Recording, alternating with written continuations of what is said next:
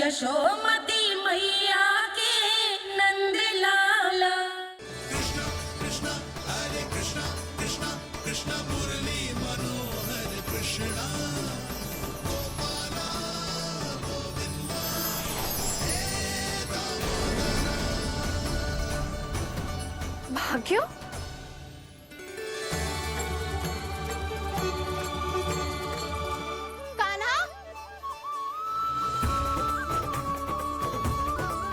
एक तो चोरी की और ऊपर से मूर्ख बना के भाग को। ये ठीक ना है, मुझे यशोदा जीजी को बताना ही होगा, और वो भी इसके घर पहुंचने से पहले।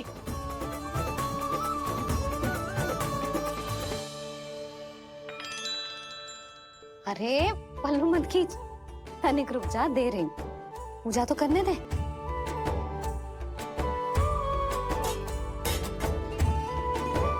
ले, अब जितना मन करे उतना प्रसाद खा।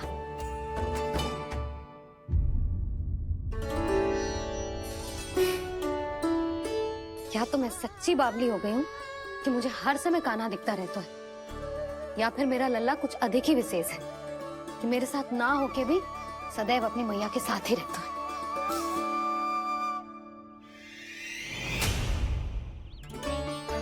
आज तो कैसे प्राण बचे नारायण ही जानते हैं। मैं तो पाऊ को सिर पर लेके ऐसे सरपट भागो कि पूरे गोकुल में बड़ बोले। इस समय तो बड़ी बड़ी मत हाको, पर असली लाभ तो वानर महाराज ने उठाया है। पूरी की पूरी मटकी अकेले लेके निकल लिए।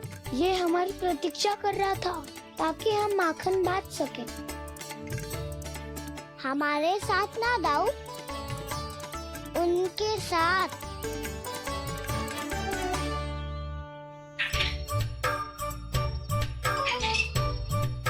मैं समझ गो कान्हा, एक ना सभी जानवरों की भूख मिट जाए, इसलिए गया था तू सावित्री मौसी के यहाँ माखन चुराने। इससे पहले कि वो हमारे यहाँ पहुँच जाए, हमें घर पहुँचना होगा दाऊ, चाहे कछु हो जाए, पर देरी ना होनी चाहिए। इससे पहले कि बहुत समय बीत जाए, हमें ये समझना होगा कि लोभ आदमी की बुद्धि को भ्रष्ट कर दे, तो हमारे सोचने समझने की क्षमता को नष्ट कर दे। तो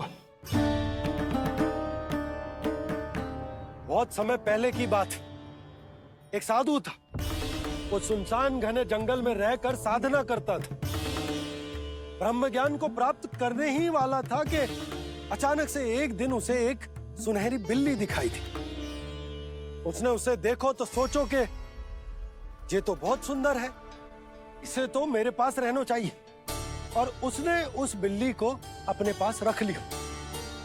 फिर उसने सोचो कि इसे तो दूध की आवश्यकता होगी और उसके लिए गाय की, तो उसने एक गाय भी रख ली। अब गाय को चारे की आवश्यकता होगी और चारे के लिए भूमि की। नारायण की कृपा से भूमि का प्रबंध भी हो गयो। अब भूमि को जोतनो है, चारा उगानो है, चारा काटनो है, और उसे गाय को खिलानो है। गाय को खिला के उसे दूध निकालनो है, और दूध निकाल के बिल्ली को पिलानो है। कार्य बढ़ गो। अब उसे लगो कि सहायता के लिए 2 जोड़ी हाथ और होने चाहिए, तो उसने विवाह भी कर लियो।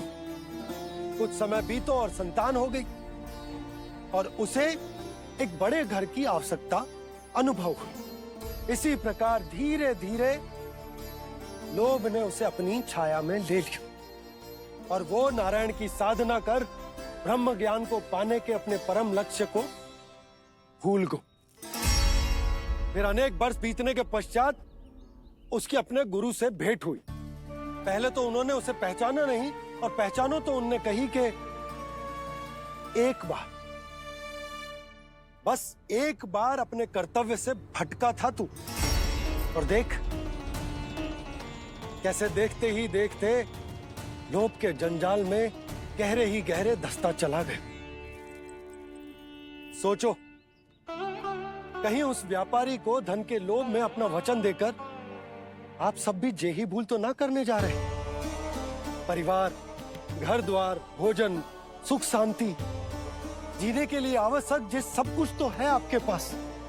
इसीलिए मुझे चिंता हो रही कि जिस प्रकार उस साधु ने ब्रह्म ज्ञान प्राप्ति का अवसर गवा दिया था, आप सब भी इस लोभ में आकर अपना सुख चैन ना गवा दो।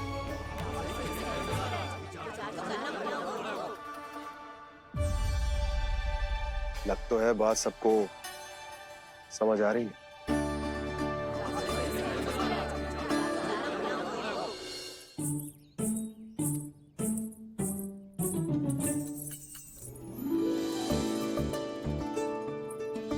भाभी आसानी से ना मिलने देंगी कान्हा से, पर उसे देखे बिना रहा भी तो ना जा रहा मुझसे। कहाँ है वो?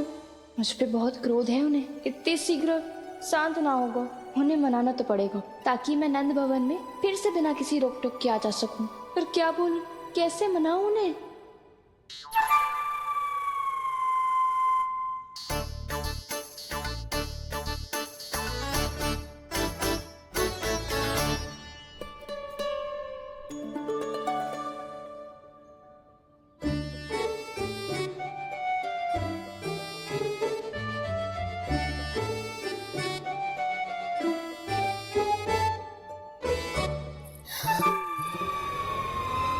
वाह, जिसने मेरे लल्ला पर चोरी का आरोप लगायो, वो ही आज मेरे घर में चोरी चोरी प्रवेश कर रही है। नाना भाभी, ऐसी कोई बात ना है। मैं तो बस ये देखने आई थी कि जसोदा भाभी का क्रोध शांत हुआ कि ना? सुन ले जानकी, मेरा क्रोध उसी दिन शांत होगा जिस दिन तू सारी गोपियों के सामने मेरे कान्हा पर लगाया आरोप वापस लेगी। चोरी करेगा तो आरोप ही लगेगा ना जीजी। फिर से आरोप? सावित्री, तू भी? कल तक मुझे ये थोड़ी पता था जीजी कि आपका कान्हा सच्ची में माखन चोरी में पारंगत है। आशा करता हूं कि आप सभी को नंदराज का विचार और संदेश सही से समझ आगो होगो।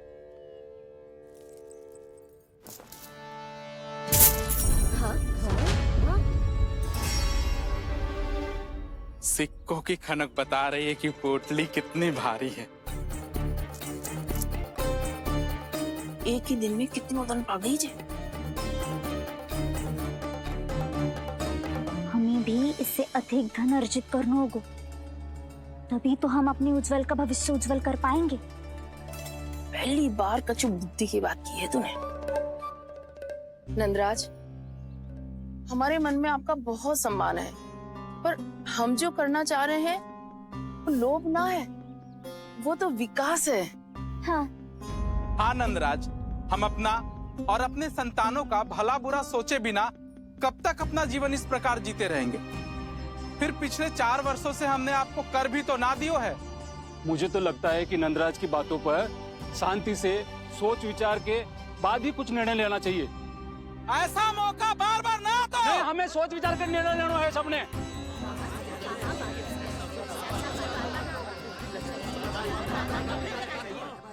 चोरी में पारंगत? हाँ जीजी, उसने टोली बनाई है और उसका नाम भी रखा है चौर्य विद्या प्रसारण टोली, और आपका कान्हा उसका अध्यक्ष है। अच्छा, तो कान्हा पूरी टोली लेकर आया था चोरी करने तेरे घर? और नहीं तो क्या। पर एक बात बताओ जीजी, मेरे बलदर को देखकर किसी का साहस ना हुआ भीतर जाने का, पर आपका कान्हा इतना साहसी है कि बिना भयभीत हुए इतने भयंकर बैल के निकट चले गए। सच्ची? और तेरे रक्षक बैल ने कुछ ना किया उसे? है ना अचरज की बात। क्रोध के स्थान पर वो तो उसके सामने ऐसे झुको जैसे कि प्रणाम कर रहा है। और जीजी, आपका कान्हा साहसी ही ना, बहुत चतुर भी है। मैंने मटकियां बहुत ऊपर लटकाई थी, पर बताओ कि बिना चौकी के मटकी को नीचे उतारने का उपाय किसने ढूंढा? किसने? आपके चतुर कान्हा ने। उसने अपने सखाओं को पर्वत बनायो और एक पक्के सेनापति की तरह बिना भयभीत हुए उनके ऊपर चढ़ गयो और मटकियां उतारने लगो। और एक ही ना, तीनों की तीनों मटकियां उतार ली। तीनों? हाँ जीजी, और वो इतना दयालु है कि पहले एक मटकी का माखन सब में बांट दियो और फिर बची हुई 2 मटकियों में से एक मटकी अपने सखाओं को दे दी और फिर दूसरी मटकी एक भूखे वानर को दे दी। और फिर जब मैं उसके सामने जाके प्रश्न करने लगी तो उसने मुझे अपने तर्कों के जाल में उलझाया और बड़ी आसानी से सिद्ध कर दिया कि वो तो परोपकार कर रहा था। मैं तो देखती ही रह गई और शब्द तो ऐसे झड़ते हैं मुंह से जैसे कि फूल।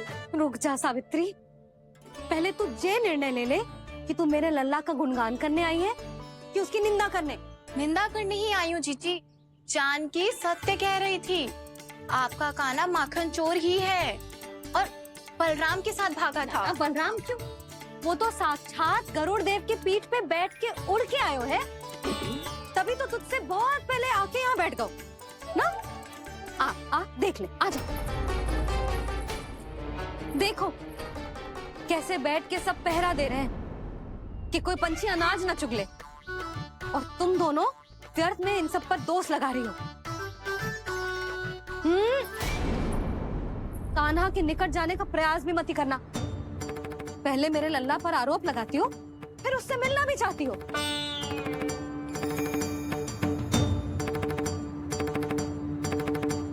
पर जीजी चोरी, अरे उसे तो चोरी का अर्थ भी ना पता होगा। तुम दोनों को नारायण का भय भी ना है क्या? हाँ, मेरे लल्ला पर आरोप लगाने से पहले तुम दोनों को लज्जा ना आई? हे नारायण, अब आप ही बताओ मैं क्या करूं। लग तो है किसी की घोर दृष्टि लगी है कि बार बार मेरे लल्ला पर आरोप लगते हैं। किसी की क्या, तुम दोनों की दृष्टि लगी है। या तो तुम दोनों मनगढ़ंत कथाओं को सत्य बताना छोड़ दो, या फिर कृपा करके मेरे घर आना बंद कर दो।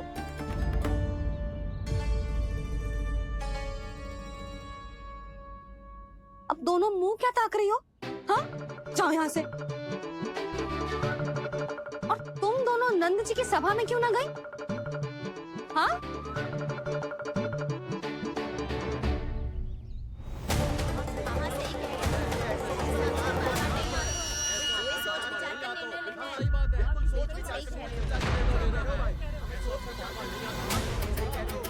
जी कौन? पहले तो कभी ना देखो इसे।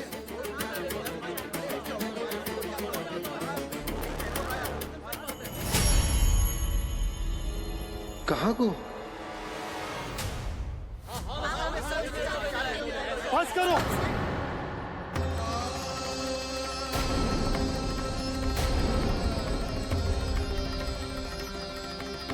मेरी आंखों के सामने मैं गोकुल में इस तरह फूट पड़ते ना देख सकता।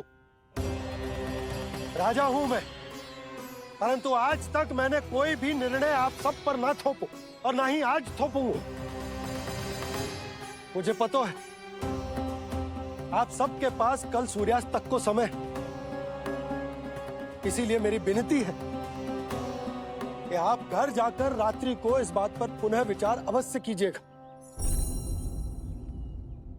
सोचिएगा कि कोई भी व्यापारी अविश्वसनीय रूप से सस्ता क्रय विक्रय क्यों करेगा, जब तक कि उसका कोई छुपा हुआ लाभ ना हो। हमें सोचना होगा कि कहीं हम उसके बिछाए जाल में फंस तो ना रहे।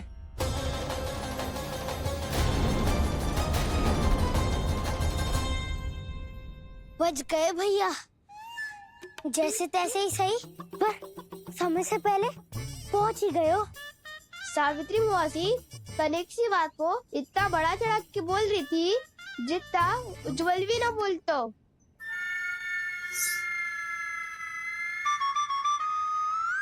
वैसे आनंद तो बहुत आयो, सच्ची। हाँ, बेहतर लगा तो माखन भी तो मिला और परोपकार भी होगा। बता काना, और किसके घर जाना है अब?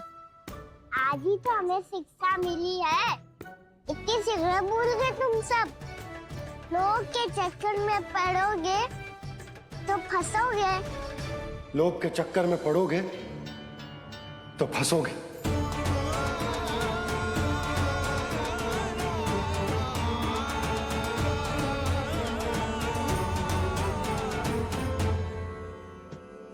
चोर चोर कह रही है मेरे निर्दोष से बालक को।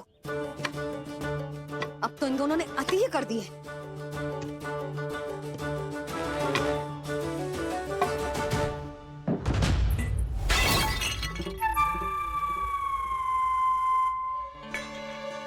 से भी अभी फूटना था। वैसे ही मैं इतनी चिंतित हूँ। कैसे समझाऊं इन गांव वालों को?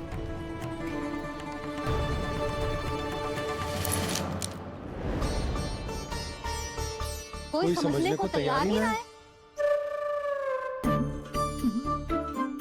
लगता है सबकी बुद्धि भ्रष्ट हो गई है। सही कह रही हो यशोदा तुम। मुझे तो लगता है कि सोचना समझना ही छोड़ दिया सबने। अनेकों तर्क देके समझा दियो, सिद्ध कर दियो, पर इनकी मोटी बुद्धि में कछु आता ही ना है। यशोदा तुम तो तर्क की कह रही हो, मैंने तो उदाहरण देकर समझाने को प्रयास किया, पर अपनी बुद्धि के आगे कछु ना समझ में आ रहा इन गांव वालों को। क्या सारे के सारे गांव वाले मेरे लल्ला पर आरोप लगा रहे हैं? ये क्या कह रही हो तुम? मैं तो गांव वालों की बात कर रहा हूँ जो नारायण के नाम पर वचन देकर उस अपरिचित व्यापारी को अपने दूध, दही, घी, माखन सब देने को तैयार है। लो कर लो बात। मैं गोपियों की बात कर रही हूँ जो लल्ला पर माखन चोरी का आरोप लगा रही हूँ। और आज तो सावित्री ने भी लल्ला को माखन चोर कह के पुकारो है।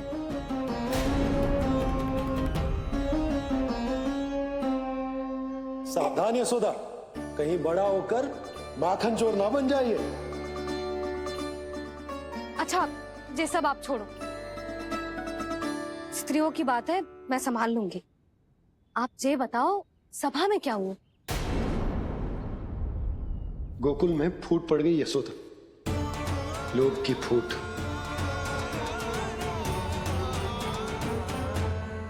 अरे रुको रुको रुको, व्यापारी जी रुकिए रुकिए।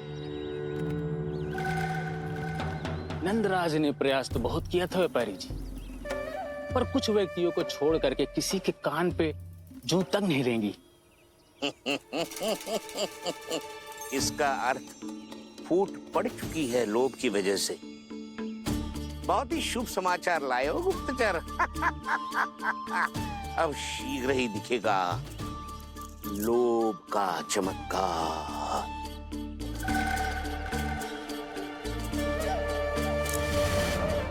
लोभ से बचने को जो पाठ हम कान्हा को पढ़ा रहे थे ना, आज वही पाठ मैं इन गांव वालों को समझाने में असमर्थ रहा।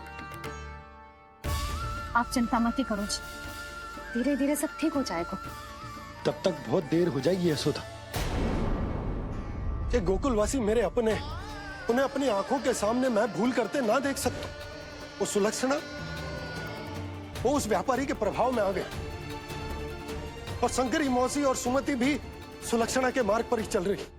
कान खोल के सुन ले बहू, आज से घर में दूध पीनो बंद, दही खानो बंद, और माखन तो बिल्कुल न खानो। पर मैया, पर किंतु परंतु कुछ ना सुननो मुझे। सुलक्षणा की जैसे धनवान बननो है कि ना?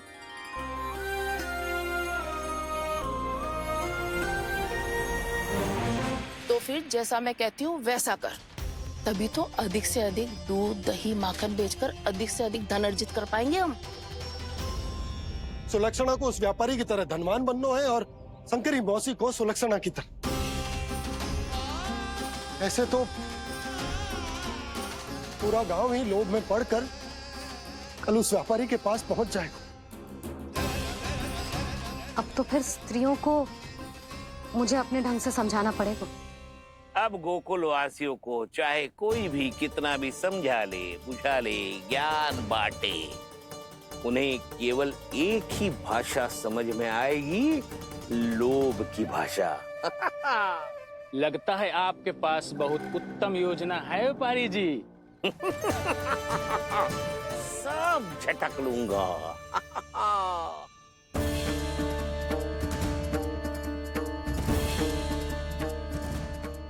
आपको क्या लगता है प्रभु, मैया के समझाने से गोपियाँ समझेंगी?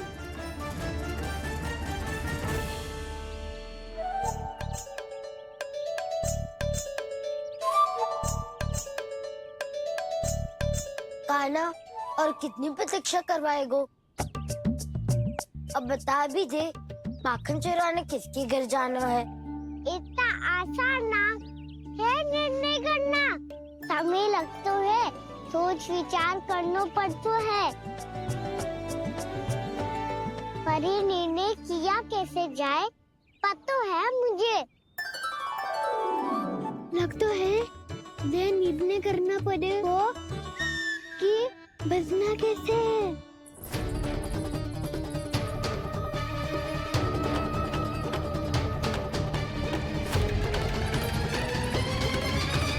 सावित्री मौसी ने हमारे 14 विद्या प्रसारण के बारे में सबको बता दियो क्या?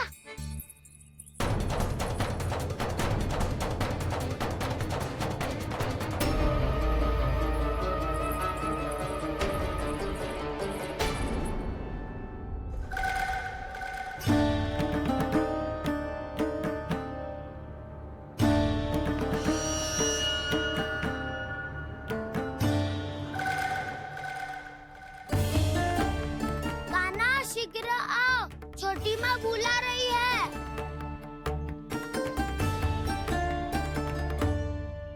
अब डांट भी पड़ेगी और कुटाई भी होगी। चौरी विद्या प्रसारण कल ही आरंभ हुआ था और आज ही समाप्त हो जाएगा। सब इतने गंभीर क्यों है आज? गंभीर तो होंगे ही ना दाऊ, क्योंकि मैया आज अच्छा वाला पाठ पढ़ाने वाली है।